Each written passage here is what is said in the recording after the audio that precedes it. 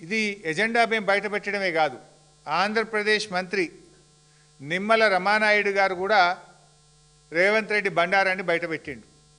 స్పష్టంగా నిమ్మల రమానాయుడు గారు బయటకు వచ్చి ఏం చెప్పిండు? ఆంధ్రప్రదేశ్ నీళ్ల మంత్రి బనకచెర్ల మీద చర్చ జరిగిందని, గోదావరి బనకచెర్ల ప్రాజెక్టు ముందుకు పోవడానికి ఇరు రాష్ట్రాలు కలిసి కమిటీ వేసుకుంటున్నామని మీటింగ్లో నిర్ణయమైందని కూడా చెప్పిండు.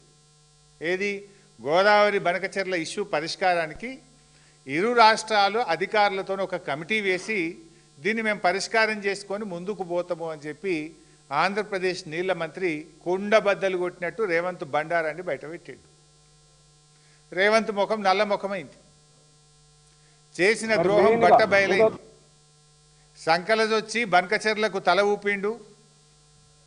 బయటకు వచ్చి ఇవన్నీ బయటకు వచ్చే వరకు లేలే నేను కమిటీకి ఒప్పుకోలే, కమిటీ అయ్యా అని బుకాయించాడు. కమిటీ అయ్యా అన్నాడు, కమిటీ అయ్యా అని బుకాయించిండు.